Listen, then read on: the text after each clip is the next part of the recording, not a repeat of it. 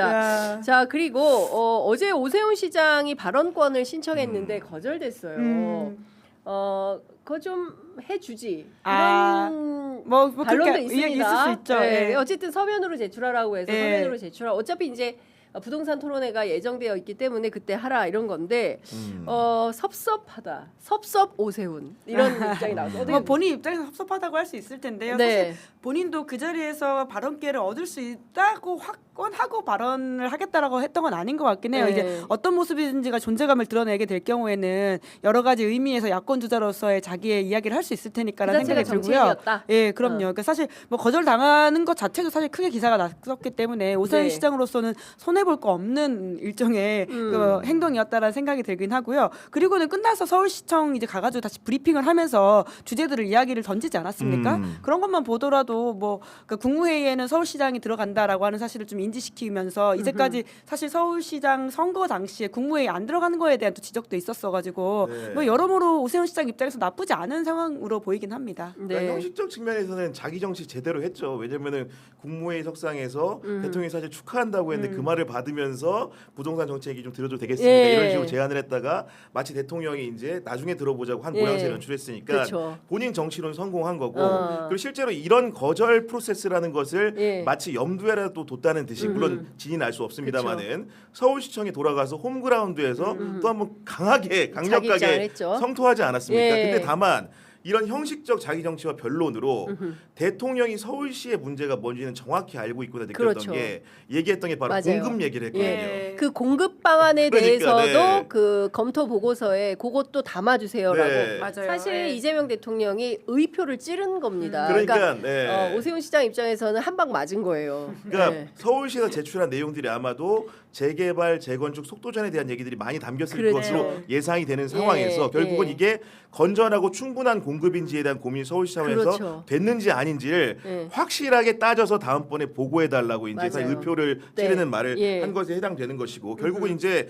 오세훈 시장이 지난 선거 레이스 기간에도 충분히 보여줬던 것은 공급 문제만 얘기하면 박원순 비판을 해요. 그렇죠. 근데 실제로 박원순 시장과 문재인 정부 때만 본인이 이제 임기를 공유한 게 아니라 그 전후로 해가지고 그렇습니다. 윤석열 정부 때 일한 것도 있습니다. 맞습니다. 그때 5선 아니고 공급은 5선. 왜 제대로 못했는지에 대해서 맞습니다. 충분한 설명이 뒤따르지 않으면 그 오세훈 시장의 주장이라는 것은 정치적인 구호에만 그칠 수가 있다. 이런 판단을 할 수밖에 없습니다. 그렇죠. 오세훈 시장 이제 22일 날 선거도 있으니까요. 그렇죠. 이제 찬찬히 보도록 하겠습니다.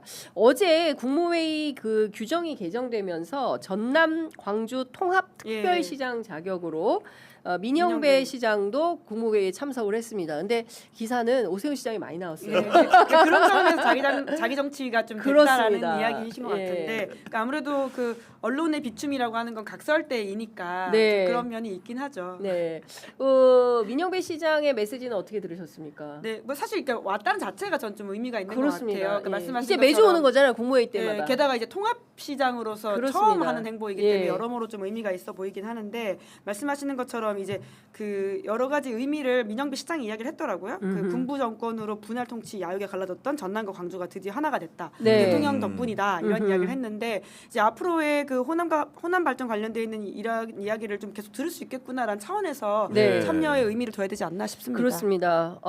기쁜 소식님께서 작은 공장을 하는 우리는 세금이 너무 힘들고 5대 보험이 얼마나 부담되는데요. 유유하시고 부동산세는 너무 작은 거지요. 30년 사업 후에 남는 게 없습니다. 아파트 하나 잘 사면 되는데 왜 공장을 했나 싶습니다. 아이고. 너무 가슴이 아픕니다. 그러니까 대한민국이 이제 일종의 강남 불패 신화 이렇게 제가 최근에 이제 그 청와대 출입 기자 중에 지역지 기자분이 연세가 좀 많으세요. 근데 그 선배들이 신도시 개발할 때 어떤 기자들은 분당에 집을 사고 어떤 기자들은 일산에 집을 산 거예요. 도시 전설 같은 이야기. 그 순간의 선택이 삶을 얼마나 좌지우지했는지. 완전히 이제 삶을 바꿨는데 그때 얘기를 했다는 거예요.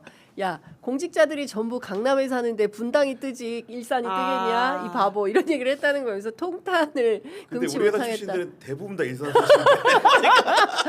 그 경향신문이 일산이 가까워요. 그렇죠. 출퇴근 편의 때문에 그렇습니다. 그때 그런 선택을 예. 한 게 있긴 네. 해요. 지금 깊은 소식님 같은 경우 굉장히 허무한 거거든요. 30년 공장을 해도 네. 남는 게 없다. 집 한 채 잘 사면 뭐 30억, 40억, 50억, 뭐 강남 100억짜리 아파트도 있고 이런 거 아니겠습니까? 그러면 이게 너무 이게 그렇죠. 심각한 편차인 거예요. 내가 강북을 선택했다는 이유 하나만으로 완전히 이렇게 그 자산 그렇죠. 불평등이 네. 심각하게 되는 게 말이 되느냐, 같은 서울 하늘 아래서 있을 수 있는 일이냐, 이제 이런 비판들이 있는 건데요.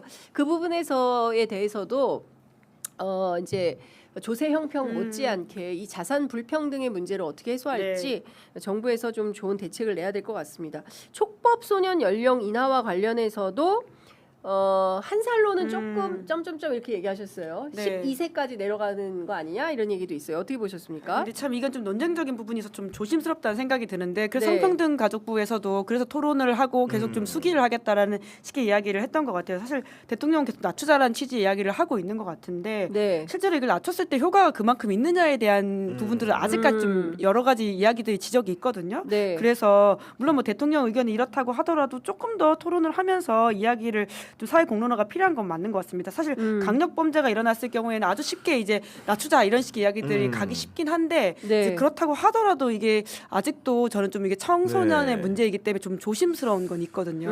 아니 촉법이라고 하니까 또 깜짝 놀랐잖아요. 아이고 올해 이게 정치판을 오래 하다 보니까 이게 아이고 갑자기 촉법 얘기를 왜 하시나 이런. 촉법 평론가 그 나이엔 안 너무 들어가시잖아요. 이죠.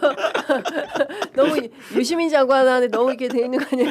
아니 어쨌든간에 이게 네. 이제 쉽게 그 풀이를 하면은 형사 미성년자 형사 처벌을 받는 연령을 조금 더 낮춰야 되겠다 이런 것 같고 최근에 이제 지금은 이제 10에서 14세인가요? 네. 그런 식으로 이제 설정이 돼 있는 것 같은데 맞습니다. 이거를 이제 더 낮춰야 되지 않겠냐? 왜냐면은 10에서 뭐 13세. 13세 미만 14세 미만이니까 13세. 14세. 네, 그런 상황인데 결국은 이제 그런 책임이 아예 안 지는 건 아니고 교도소에서 아마도 뭐 2년까지 아마도 이렇게 생활을 하는 것으로 알고 있는 교도소가 아니라 소년원 네. 그래서 이렇게 생활을 하는 것으로 알고 있는데 결국은 이제 뭐 예를 그 중범죄라고 할 수 있는 영역에 최근에 이제 촉법 소년들이 많이 들어오다 보니까 예. 이런 부분들을 어떻게 해야 될 것인가라는 문제 의식을 가진 건 너무나 잘한 일 같고 다만 대통령이 얘기한 대로 대통령의 의견도 밝히긴 했습니다만은 그 대통령의 장점이라는 것이 본인의 의사를 관찰하기 위해서 1년을 낮추자고 말한 게 아니라 네. 차후에 그 법리적으로 혹은 학술적으로 검토를 해보고 여러 가지 끼칠 영향에 따라서 정하자고 했으니까 차후에 이것도 여론 수렴 과정, 수계 네. 과정을 거쳐가지고 어허. 결정이 되지 않을까 싶습니다. 네.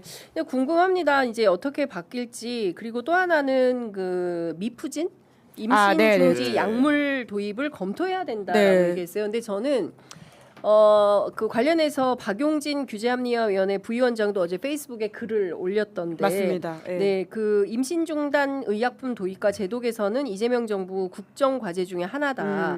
그리고 미푸진은 WHO가 지정한 필수 의약품이고 현재 100여 개국에서 합법적으로 처방되고 있다. 이제 이런 네. 입장을 밝혔는데요. 무슨 여성의 건강권과 관련해서 저는 이제 공공생리대 도입하지 않았습니까? 저는 이게 그 2016년 박근혜 정부 때 깔창 생리대 얘기가 처음 나왔어요. 예. 그 제가 그때는 이제 오마이뉴스에서 일하고 있을 때인데 정말 이거는 있을 수 없는 일이다. 우리가 예전에 죄송해요, 우리 김은지 기자님 있을 때 꼭 내 옛날 얘기를 하게 되네요. 아 좋네요. 아까는 저 PCS 이야기 듣고 왔어요. 저희 어렸을 때 네. 남대문 시장 이런 데 가면은 휴지를 바깥에서 팔았어요. 그래서 20원이에요. 20원, 10원 이렇게 돈 내고 휴지 사가지고 갔어요. 그때만 하더라도 공공 화장실에 휴지가 없었어요. 그리고 목욕탕에 수건 없었어요. 아. 왜냐하면 수건 주면 사람들이 싹 가져간다. 예. 휴지도 가져간다. 이제 초반에 그럴 수 있지만 이게 우리가 이제 화장실에서 휴지 갖고 간 사람이 있습니까? 목욕탕에 수건 갖고 간 사람 있습니까? 그러니까요. 없어요. 예. 공공생리대도 마찬가지다. 이게 여성의 건강권과 관련된 거기 때문에 아니 대한민국 OECD 11대 경제대국이라고 부자나라라고 선진국이라고 이야기하면 뭐 합니까? 깔창 생리대를 쓰는 소녀들이 있다는 게 말이 되냐? 그렇게 주장을 했었어요. 근데 이거를 그 이후에 이제 민주정부가 있었지만 그렇죠. 도입되지 않았는데 이제명 대통령이 이걸 딱 하시더라고요. 제가 너무 감사하다 정말. 성남시에서부터 그런 실험들을 계속 맞습니다. 해왔던 게 예, 이재명 예. 대통령의 행보였고요. 네. 이제 뿐만 아니라 사실 이제 미프진과 관련해서는 이제 보건과 그리고는 생명권 그리고 건강권의 문제이기도 하지만 이게 지금 헌법 불합치가 맞아요. 과거에 네. 문재인 정부에서 이미 남바가 있거든요. 그래서 그 낙태죄 자체가 헌법 불합치이기 때문에 국회에서 입법을 하라라고 하는 것이 그 당시 헌법재판소의 결정이었었는데 아직까지도 입법자들이 이거를 차일피일 미루면서 계속 비어왔던 입법의 공간들이 있는 거예요. 이제 네. 그런 차원에서라도 여성의 여러 가지 삶의 질을 향상시킨다는 차원에서 이 문제를 봐야 되는 것 같고요. 그러니까 박용진 규제합리화위원회 부위원장 같은 경우에는 첫 회의 때도 이야기를 꺼내 들어가지고 제가 좀 눈여겨봤었는데 그걸 받아서 이재명 대통령이 다시금 공론화하는 모습이기 때문에 이건 그렇게 어렵지 않게 진행할 수 있지 않을까 싶습니다. 그런 거 보면 사실 박용진 부위원장의 역할이 네. 생각보다 상당한 게 이런 미프진 도입도 이제 먼저 선차적으로 맞아요. 얘기했고 실제 최근에 보면은 네. 우리가 야구장 가면은 네. 요즘 맥주는 이렇게 통에 업고 다니면서 이렇게 맞아요. 네. 살 수 있게 치킨 못 했는데 샀잖아요. 예를 들면 이제 뭐 핫도그. 소시지라든가 이런 것들 있잖아요. 다니면서 파는 게 너무 당연해 보이는데 그렇죠. 지금은 이제 사는 사람이 직접 점포로 이동을 해가지고 예. 사야 된 불편함이 있었는데 이런 것도 역시 불필요한 규제라고 판단을 해가지고 생활 영역에서 가려움 쪽을 긁어주는 걸 보면서 야 박용진이 가서 제 역할 제대로 하고 있구나 네. 이런 생각 정도 들었습니다.